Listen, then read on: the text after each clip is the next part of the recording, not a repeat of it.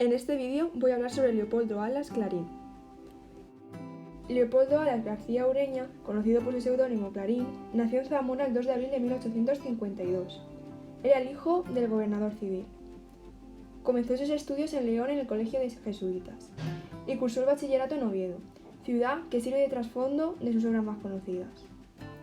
Cuando tenía 16 años, participó en las Jornadas Revolucionarias de septiembre, lo que afianzó sus convicciones progresistas y republicanas, que marcaron su obra literaria y especialmente su labor periodística. En ese mismo año, Alas comenzó la redacción de su periódico manuscrito Juan Ruiz. En 1869 empezó la carrera de Derecho, pero en 1871 se trasladó a Madrid para doctorarse y estudiar letras en la Universidad Central. En la capital se dio a conocer como periodista. En 1872, Alas y su amigo Armando Palacio Valdés comenzaron a publicar el periódico satírico Rabagás. Muchas de sus colaboraciones en El Solfeo, diario madrileño en que Alas publicó su primer cuento, Estilicón, consisten en poemas satíricos en la sección titulada Azotacalles de Madrid. Alas inauguró el uso del seudónimo Clarín, tomado del nombre del gracioso en La vida es sueño, de Calderón de la Barca, para los artículos que publicó el 11 de abril de 1875 en El Solfeo. Se doctoró en 1878, presentando la tesis El derecho y la moralidad, y dedicó su tesis al profesor Francisco Ver de los Ríos, que había tenido gran influencia en él, como en muchos otros intelectuales coetáneos, a través del krausismo. Estas ideas y sus críticas y parodias en los periódicos le valieron que, a pesar de ganar en el mismo año las oposiciones a la cátedra de Economía Política y Estadística en la Universidad de Salamanca, sufriera el veto del conde de Toreno, ministro de Cánovas. En 1880, Alas entró a formar parte de la redacción del Madrid Cómico, otro periódico satírico. Sin embargo, en 1832, Alas fue nombrado catedrático de la Universidad de Zaragoza. En ese mismo año, se casó con Onofre García Argüelles. Un año después, en 1883, regresó a Oviedo como catedrático de Derecho Romano y poco después de Derecho Natural. Desde ese momento, no abandonó la capital asturiana. En 1867 fue elegido concejal republicano del Ayuntamiento de Oviedo y murió el 13 de junio de 1901 en esta ciudad.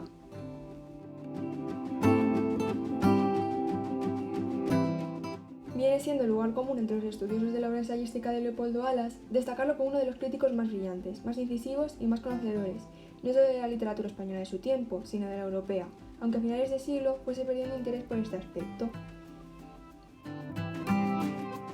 Existen numerosos artículos de estos estudiosos, como las aportaciones de Gonzalo Sobejano, quien señala precisamente cómo la preocupación política de Alas en la década de los 70 cede en la de los 80 a un interés mayor por la literatura, la novela y la crítica literaria. En esos años 80 es cuando Clarín se muestra un firme partidario de la narrativa naturalista o realista con rasgos naturalistas, aunque él siempre habló del naturalismo, y de su pluma salen en esta década prodigiosa de la novela española páginas fundamentales para su investigación, como le reseña la desheredada, del naturalismo, del estilo de la novela o al prólogo que le pone a la edición en el libro La cuestión palpitante.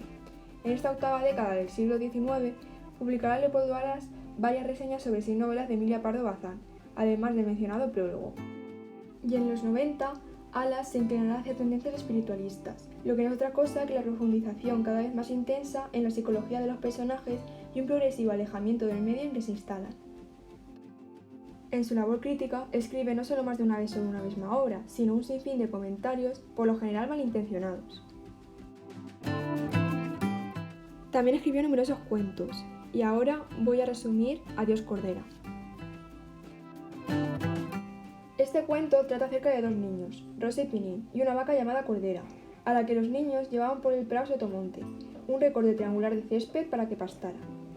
Lo único que llamaba la atención de los niños en ese terreno era un mástil de telégrafo, donde subían de vez en cuando para intentar escuchar algo. Pero un día la tranquilidad del lugar se vio atormentada por la inauguración del ferrocarril. La vaca pasó miedo al principio, era un aparato que le asustaba, pero poco a poco se fue acostumbrando.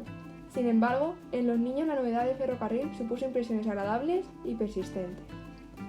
Pasó el tiempo y llegaron malas épocas para la comida, y el padre no hizo caso a su mujer, que antes de morir les había dicho que la vaca era su único sustento, que la cuidaran, y fue a venderla al mercado. Pero en la primera vez no tuvo éxito, ya que no le pagaban lo que pedía, En la segunda vez que fue, sí que le ofrecieron un precio asequible y la tuvo que vender. Los niños se despidieron gritando «Adiós, Cordera» a través de los vagones del ferrocarril, ya que sabían que estaba allí. Pasaron los años y Pirín se hizo mozo y se lo llevó el rey. Le tocó acudir a una de las guerras carlistas. Dio la casualidad de que partía en uno de los vagones del ferrocarril que pasaba a través del Triángulo del Césped, y su hermano se despidió de él, porque ambos sabían que iba a morir, gritando «Adiós, Pirín, adiós, Cordera».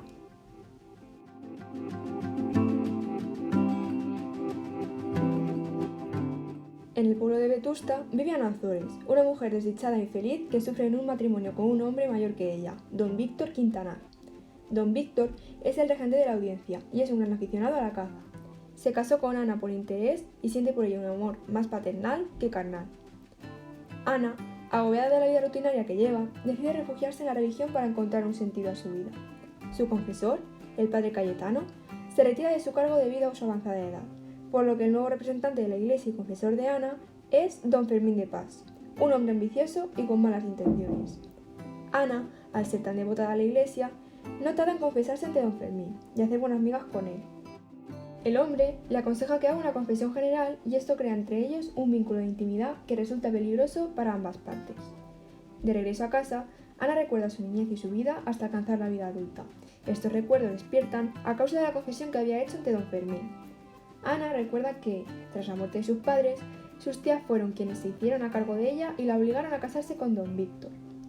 Con el paso de los días, Ana sigue frecuentando la iglesia y confesándose ante don Fermín. La mujer confía en él, ya que se trata de un hombre amable y dulce, que le da consejos nuevos y llenos de alegría con los que puede enfrentar la vida con mayor optimismo.